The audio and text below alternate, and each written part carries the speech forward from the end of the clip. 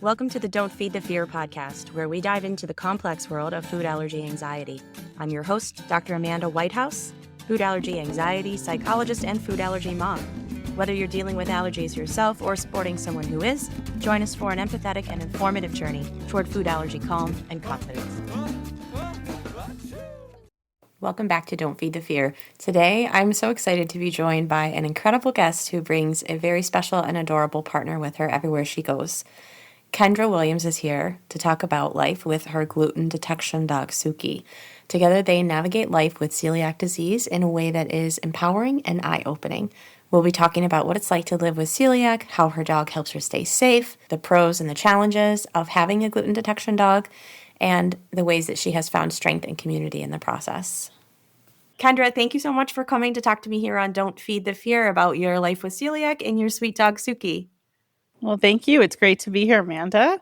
Yeah, I'm excited to talk to you. I'm new to Instagram, but yours is one of the first accounts that I found because obviously cuteness factor, but it's also so interesting watching how different your life is managing your celiac than the rest of us who have some kind of a food allergic disease. Did your account grow really quickly once you started sharing about that?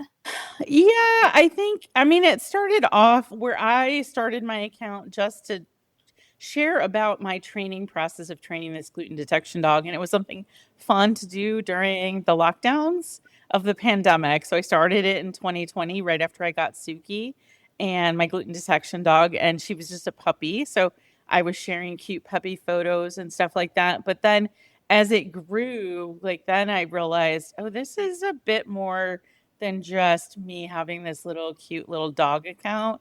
It's really me connecting with people like me that are dealing with celiac disease. And so it did, then it grew slow and steady. I mean, I think that's the good way to grow when you have organic followers. Like it wasn't this huge overnight. So I've been doing it now for 5 years. So it's pretty consistently over time growing. Tell me about Portuguese water dogs. I don't know a lot about different breeds of dogs because we are allergic in my house. Oh, well, Portuguese water dogs, I don't necessarily recommend them to be gluten detection dogs or service dogs because they are a really smart, very high demand dog. So they require a bit more work.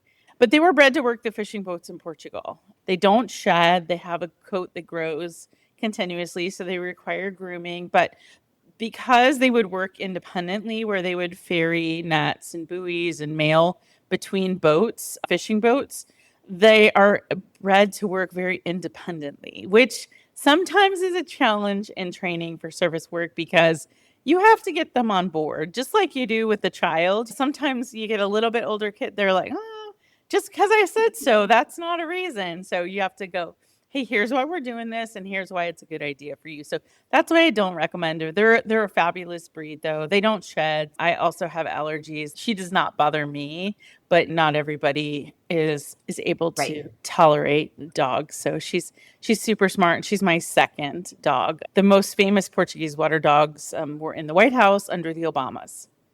So Bo was the first the first Portuguese water dog in the White House, and then their other dog, I forget what her name was. It was a girl, like Sunny, maybe. So how did you end up picking that breed after what you just described? I had a Portuguese water dog before. So if you've had a Portuguese water dog, you get it. And they're kind of a special breed. So I was looking at getting a dog and was kind of researching breeds. And then I realized, I think originally I was looking at maybe getting a standard poodle. So really good breeds would be like standard poodle, lab, golden. Those tend to be like the most consistent service dog breeds. And so I can't have shedding dogs. So I was like, maybe I'll get a standard poodle.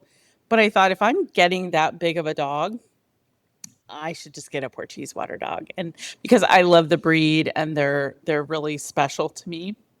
And that's how I decided to do it. Although I went about it completely wrong. It was more of a whim. And thankfully I knew enough about it.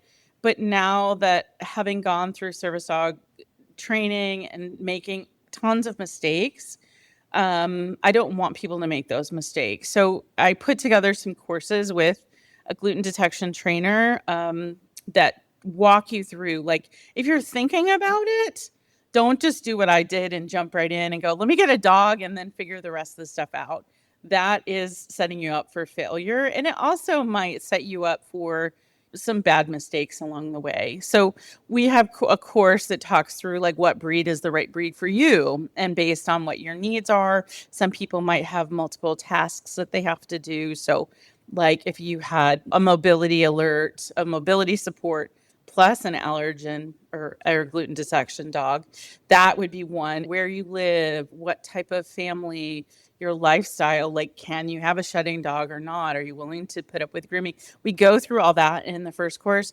And the second course, we go through, how to find a breeder, what breeders are right. There's a lot of breeders out there that are doing it for the money, and they're promising things that are not true. And in a service dog environment, you want the right characteristics, you want good health, and those kind of things. If you're working with a breeder that really is a heritage breeder that's very concerned about that and is doing testing, and then they're also doing things with the puppies to get them, they're doing early scent introduction, early neurological stimulation. That's super important for service dog work. And then how to select within the litter what's the right puppy. So we go through all that in the course. Then we have some other courses that go more in detail about the gluten detection process. But anybody that's thinking about getting a service dog allergen or gluten detection, I highly recommend it before you do it. They're 30-minute videos with handbooks. Really, really good to let you go, okay, is this good for me? And when can I do it? Because a lot of people go, well, I want it for my child, but my child is young and, but I want it when they're a teenager. Well, how can you plan for that? And for getting a dog, the right dog and stuff like that, sometimes it takes a year to 2 years, especially really good breeders. So I have to be thinking for the future, like, is that going to work? Is that not going to work for me? And what that looks like. Yeah, there's a lot to it all lining up in the right way. Yes. Which, as you said, is not how you did it. I want to ask about that. But first, while we're on the topic, can you tell people where they can find those courses? Yeah, celiacservicedogs.com. Okay. So you didn't do it that way. Was this your, like, instead of sourdough bread, because obviously you have celiac? Was this your COVID? It kind of was. Well, I travel a lot for work, and that was one of the issues for me when I was diagnosed, was like, how do I travel? And I figured out really good methods to travel, but you go out to client dinners, you go places where you had no control over meals, and I would just sit there in fear and not eating because you're there for work. You can't be incapacitated for days because you got gluten. And and then I would go out personally and I would get sick often. And my last meal before the lockdown, I went and met some friends for breakfast. And I said, what, I'm not eating, but I'm going to have tea. I'm going to have tea, kombucha, and water. I got gluten. Don't know how, but I got gluten. And and it wasn't terrible. It was light cross contamination, but I mean, by the time I got home, I was super bloated and I felt just terrible, and I had joint aches the next day, and I'm like, this is just wrong. So that was the triggering point of it. When everything shut down, I'm like, well, I'm not traveling, so I can get a dog. And I had a dog who was 16, so I knew he wasn't going to be around that much longer. There's just so much going on at that point in life that I thought, I can't deal with my dog dying and the world being so crazy. There was just too many other things, but that was all the impetus. Well, I have time. I'm not traveling. My work was slow. And so I'm like, you know what? Now or never. I didn't realize, I mean, thankfully I was home for a long time. So, but at the point, I didn't really realize how long it was. So that was in March, and she was born March 27th. And then I went up and I got her May 31st of 2020. So, and she came home and she was just a little girl, just a tiny, tiny, tiny baby. My other dog was a 9.5-pound Bichon, and she was the same size as him. So she was little bitty, maybe a little smaller. So, and now she's a 50-pound girl. So how long did it take then for her to be ready? You said it can be a year, 2-year It's a process. 2-year process to 2 train years. a dog. There's a lot of people out there that are selling dogs that are finished at 6 months. They're taking your money. And I have heard it from a lot of those people that are heartbroken. They've spent $10,000, $15,000 and ended up with nothing. So Right. so it takes 2 years of the process. And then you also want to make sure the dog is fully matured. They need to go through all their fear periods because it's not just the gluten part of it or the allergen part of it. That's a huge part of it. And that does take time. And it's very different from like other scent work. So if you had a bomb detection or an agricultural detection, the dogs at the airport, right? They're sniffing for something that is stationary or they get it and it's a single item. And so they a bomb and it's also the odors are stronger and they're multiple, right? So it's large quantities in general.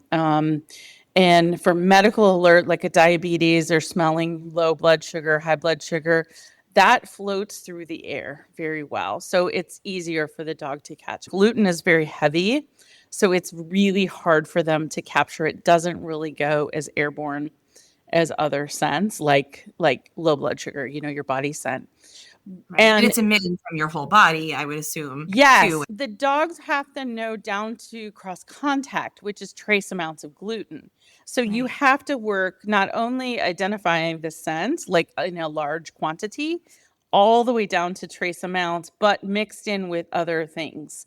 So mixed in with plates of food, mixed through packages, and on all those different areas. So that's and in liquids, and so different mediums, and then they need to know it not only at home but in the grocery store, in the restaurant, and wherever you are, and all that adds to the level of difficulty. So you have the scent part is a big part, and then you also have the public access part. So the dog has to be properly behaved and they have to know how to settle. So that's the other part too. A gluten or an allergen detection, they work really short periods of time. If I'm going out to dinner, she's going to check my plate for a minute and then she's got to be sleeping underneath the table and Mhm. ignoring everything going around, including the stuff that's falling on the floor, the people walking by, the people stepping on her, all that kind of stuff. So those are all pieces that you have to train for. Everything in between, riding public transport, riding in cars, all that kind of stuff. And the other part is you need a trainer that understands cross contact and stuff like that. And a lot of dog trainer, unless you have celiac disease or you have a food allergy, you don't get that. Right. You don't understand it. And I have a video on our website on Celiac Service Dogs, a big gal that worked with a trainer, and the trainer was calling her to ask her what was gluten and what products contain gluten. It's a serious medical condition. So It's a it's different really important. It's experience as well. not just hey, I train this dog to pick up the keys, which is incredibly important task. But if they don't get the keys to you on the first try, they can try a few more times. If your dog tells you, hey, there's no gluten, and there is gluten, and they're dogs, so they can make mistakes. I mean, they can make mistakes, but I have a very high level of trust in Suki, and I understand her body language. And then I just have to be patient too. There's going to be times when I'm like, I don't know about that. I'll put the plate aside and have her do something else, and then have her check again. What's her track record? For me, eating, she does really well. She makes mistakes, but as far as when it counts, she doesn't. So I don't get gluten, that doesn't mean that I won't, but she keeps me safe for sure. Now, when we practice too, we have maintenance where we're doing stuff on the regular. And there's times when I'm like, okay, you really didn't check that or you got that one wrong. But that's part of why we practice. And then I know, and then it keeps that scent also fresh in her nose. Could you talk about what life was like before and how this has changed? Obviously, you're not getting glutened as much and feeling better, but I'm sure there's so much more to it than that. Yeah, the biggest thing is a mental relief. So I did not realize until after I had trained her how much going out to eat, I had this, feeling of anxiety sitting there looking at the plate going, yeah. And most times I remember like having a dialogue in my head. It's 50-50 if this is going to make me sick. It's 50-50 if I'm not going to be able to finish this evening, um, you know, or that I'm going to have to leave early, or I'm going to spend, time in the bathroom before I even make it home, or, and then I'm going to be laying in bed with chills and body aches and brain fog, and I'm going to be sick for 2 weeks. So that was a huge deal. I did not realize the mental relief that she gives me the all clear, then I can heartily have this relief that I can eat it and actually enjoy what I'm eating and not sit there and worry. The other part is I was fearful of a lot of things, and I would choose not to even venture to eat things that might be, technically Right, that naturally avoidance, right. naturally gluten free, but you'd go, "Ooh, cross contact." And maybe, I'll give you an example like Costco rotisserie chicken. I would never have bought Costco rotisserie chicken because I'm like, cross contact, that's got to be a mess. She always clears it. And, I've had no issues with it, but that would be something that I would have 100% avoided. And now it's something I buy regularly and have never had an issue with it. So things like that, but food also in restaurants and things like that. It also brought out to me, because I don't want that awkward embarrassment of, hey, she alerted to the food, and you have to. I mean, you do have to deal with that. That I need to up my game in terms of making sure that I'm advocating for good food, so safe food, that I'm asking the questions at the restaurant. I think early in my diagnosis, so I was diagnosed in 2017, so I got her a few years after diagnosis. And I think a lot of people feel this way, is that it's like, I don't want to take up space. I don't want to be a bother because it's awkward and we're not used to that. And I always encourage people, you have to take up space because your health is so important. I mean, if you had, a serious medical, you're bleeding from your arm, you're going to say, hey, I need help here. Right. Similar kind of thing. Like, we have a medical condition. We need to ask for what we need. And that is, making sure the food is safe, asking the questions, vetting places that I'm going to eat and not just going, okay, well, I'll make do. And sometimes you do have to make do. But in those instances, that I also have a backup plan. So even with Suki, I'm going to make sure that I have safe food with me or I eat beforehand. I usually always will have some kind of snack with me just because you never know if you're going to get hungry, or that you get an accident on the freeway and you need something. She's opened up a whole new world for me, not only, the food situation, but that really true mental relief that I did not realize was going to be such a big part of it.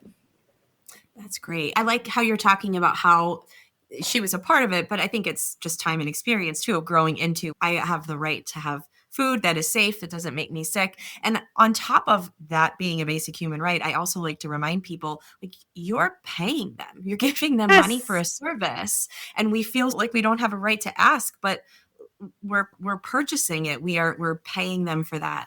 And so, yeah, it's a good reminder to everyone, all of us who live some form of this life, that we have a right for multiple reasons. absolutely. And that's one of the big reasons I share on social media, is because I want people that are working in restaurants, in food service, in hotels, that there is medical need for dietary restrictions.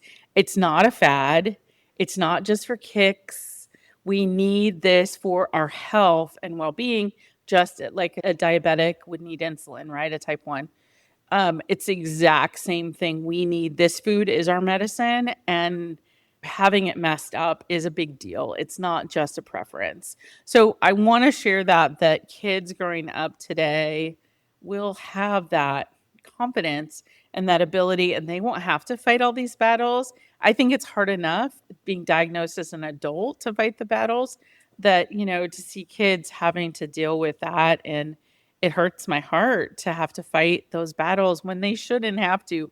Having safe food should be just a easy right, and it shouldn't be controversial.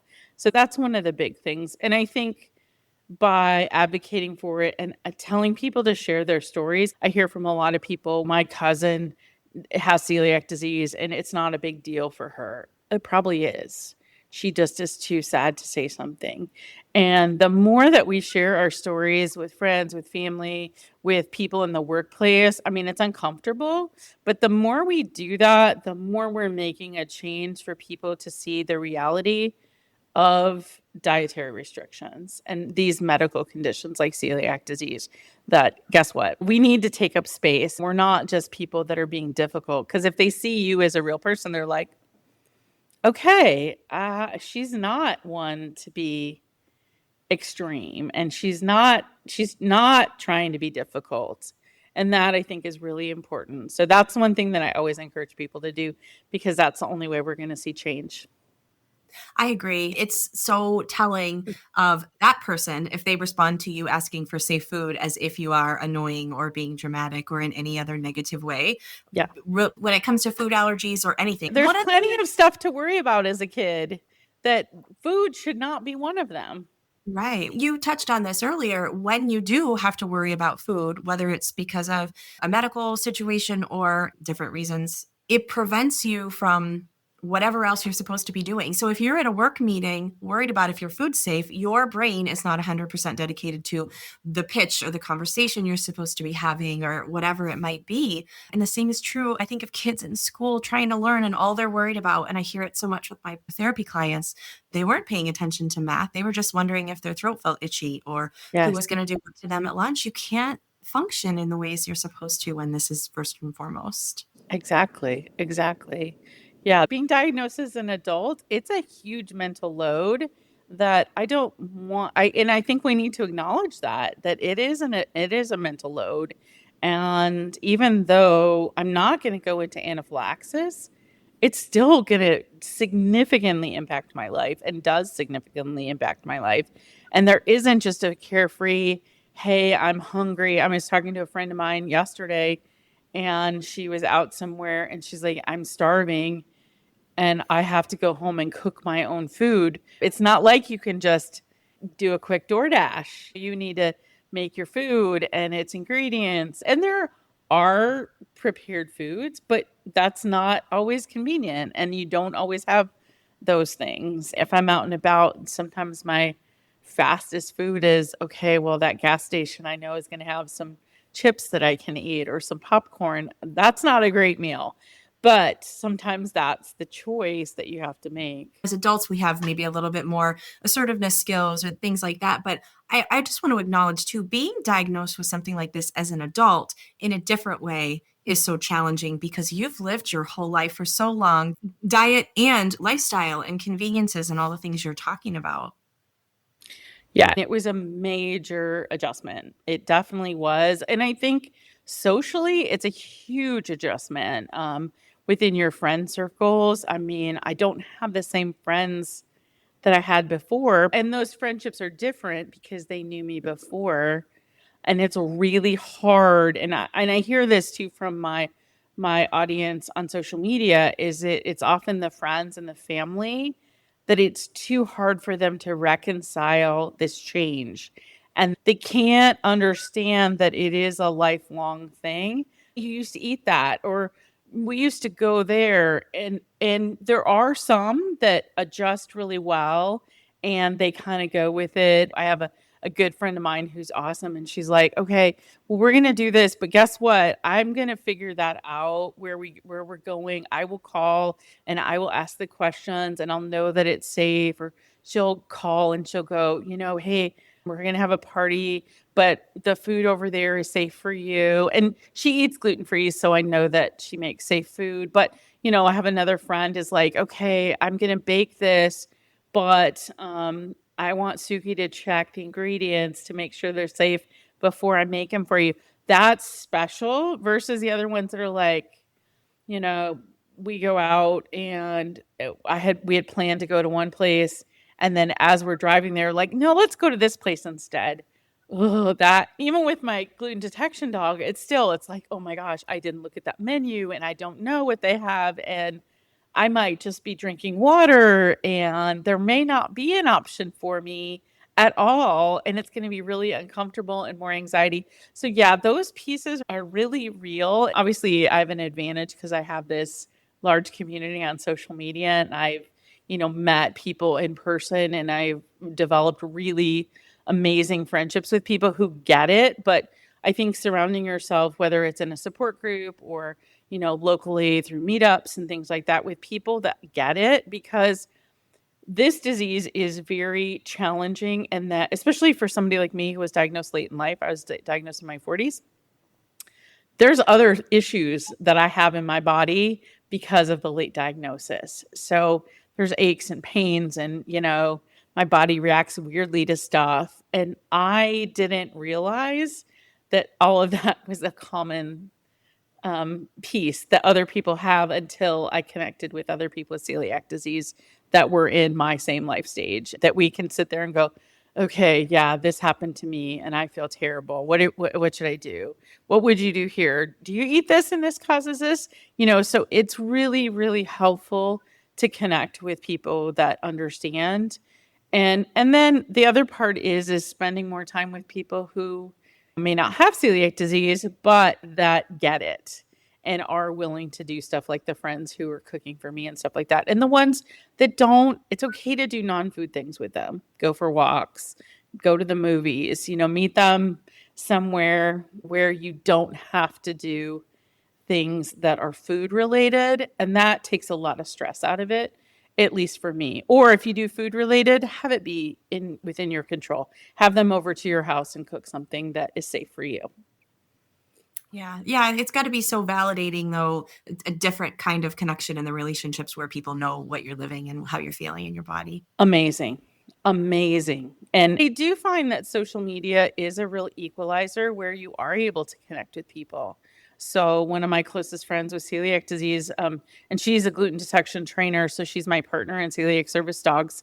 So we just saw the need and we're like, we got to do this.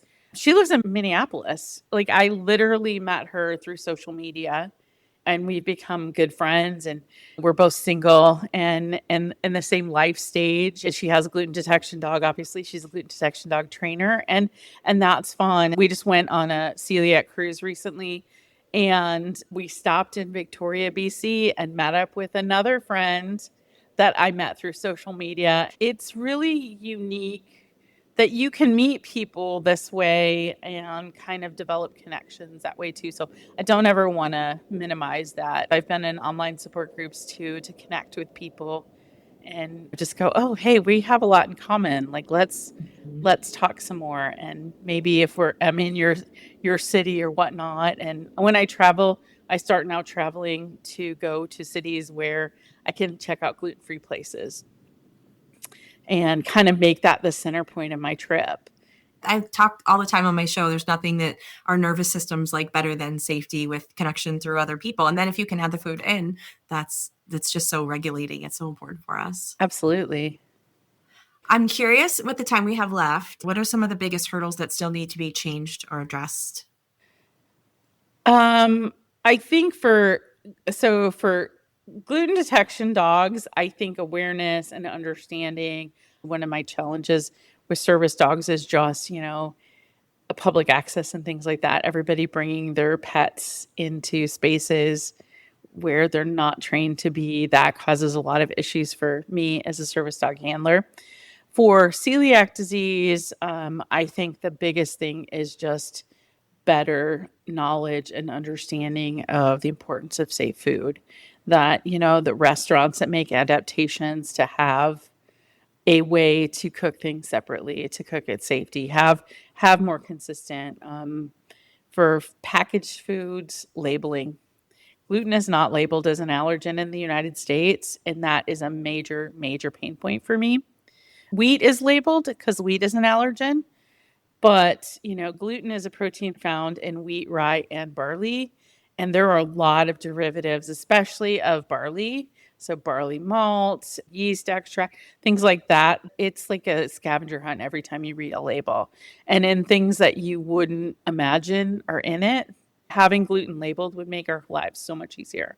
It's not for everybody, but for those who are curious, who is it right for to consider having a gluten detection dog? I think if you have ongoing symptoms and you're getting gluten regularly, your TTG levels are out of control, you have refractory celiac disease, would be one. Those would be the area where I would really consider it. But you also have to have the time and the commitment to a dog. The training is a 2-year process. You're not training 24/7. Do you have time for the dog? Do you have time for not only their mental stimulation, so the training, the exercise? She gets walked 3 times a day. We play ball for an hour every day. If you don't have time for that, then you need to consider that. But if it's something where you are having issues, if you have that stress, the high level of anxiety related to that would be it. It's not easy. I mean, having a dog is, it's having a dog. And it's not just the dog, the work at home like a pet dog, but taking a dog to a grocery store does add complications. And frankly, anymore, I'm not taking her to the grocery store because it's stressful for me. Like, it's stressful enough to grocery shop, but people bringing their pets in causes anxiety because then she could be attacked because that's happens. And then you have people bothering you too, like, oh, there was kissy noises at her and you're so cute, people petting her. Well, then I have to worry about them and not her. And that's distracting to her. So she's also less accurate. She's trained to ignore them, but that's really hard to ignore people that are like, "Hi, cute dog," and then are petting you. It is like bringing a small child, like a 2-year-old, with you all the time. Sometimes better behaved than some 2-year-olds, but it's work. So that you have to understand that too. Yeah. So, and let's let that serve as a reminder to everybody who's listening. If you see any sort of service dog, any type of working dog, the appropriate thing to do and the most helpful thing is to ignore, right? Yes, ignore the dog. I mean, if you're curious, you can address the questions to the owner. But I especially like to point it out because so Suki isn't working all the time. Like, she's in the grocery store, but if she's only working, like doing something important for me, if she's sniffing the food. But there are seizure dogs, there are cardiac alert dogs out there, and those dogs are sniffing all the time. And if they miss an alert, if a cardiac alert or seizure alert dog misses an alert because somebody distracted them, that could mean that person is significantly harmed. Like, they could fall and have a concussion and, have injuries versus that dog alerts, that gives them, a window to get themselves safely on the floor so that they're not going to harm themselves. But it happens all the time. It happens all the time. Yeah.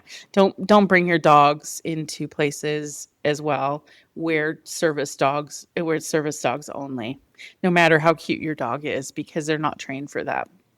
Right. Right. It's unsafe for all of the dogs and the humans Yeah. involved, I would assume. Yes. Yes. What didn't we get to? Did we miss anything important? It's a super rewarding process and I would not change it for the world. So I definitely think if people are interested or thinking that might be something for them to train a gluten detection or an allergen detection dog, definitely do your research. Our website, celiacservicedogs.com, we have free resources on there as well. The courses are very inexpensive, but that will help you be equipped. Knowing ahead of time will make you feel more empowered that you aren't going to be led astray by something that a trainer tells you or that a breeder tells you, or, you will know what's right for you because your health is important. If you start right, you're going to have confidence going through the process. You'll be in a better spot with you and your dog. It's meant to be fun. That's the thing. It's fun for the dogs. I mean, they're working, but it's a game to Suki, and it's super fun. If I got her gluten jar, she'd be like jumping up and down, like running, excited to do it. So it's fun for them. We want it to be fun for you, and we want you to start with the right thing, because it's not only work, it's help, but it's a partnership where you want to get your dogs working, and then you feel good going forward. So, and you have that security that you're eating safely. Yeah, well, thank you for sharing that with everyone. I will put it again in the notes, but tell people where they can follow you if they don't already. It's at Suki, SUKIPWD, for Portuguese Water Dog, all over. So Instagram, TikTok, Facebook, YouTube, you name it, it's Suki PWD. They can just follow you and live vicariously like I get to do. Absolutely. Just follow along. And I share lots about living gluten-free with a gluten detection dog. So I have cute Suki doing all her things, but then I share facts. And I also share lots of stuff for people then to educate their friends or family members and things like that. Because sometimes it's easier to share something that somebody else is prepared to go, hey, here, this is important. If you have celiac disease, food allergies, definitely follow along, and hopefully you'll get some good things, and let me know what you want to see more of. I love that too. Perfect. Thank you so much for sharing everything you do on social media and for joining me on the show. I love hearing about this. Awesome. Thank you so much, Amanda. It's been a pleasure. I hope you found today's conversation as fascinating as I did. Living with celiac requires constant vigilance, and tools like gluten detection dogs can make so much difference in safety and peace of mind. I love hearing about the different and creative tools that people come up with for managing their own medical needs. Here are 3 action steps you can take after listening today. Number 1, follow Kendra and Suki to learn more about what life with a gluten detection dog looks like day to day. She's at Suki PWD or SUKI PWD. Number 2, explore other community resources online. Create a community that's validating, that's supportive, and has the experience necessary to give you ideas and tips from their own lives that might be helpful for you. It'll help you feel so much less alone. There are amazing celiac forums, support groups, social media spaces where you can find encouragement and connection. And number 3, check out in-person communities or events. One that's coming up is the Wicked Gluten-Free Expo in Fitchburg, Massachusetts on September 20th. I'll be there speaking about the mental health aspects of living with celiac and living a gluten-free lifestyle and the role of the nervous system and how to manage it. If you're nearby, I would love to meet you there. The content of this podcast is for informational and educational purposes only and is not a substitute for professional medical or mental health advice, diagnosis, or treatment. If you have any questions about your own medical experience or mental health needs, please consult a professional. I'm Dr. Amanda Whitehouse. Thanks for joining me. And until we chat again, remember, don't feed fear.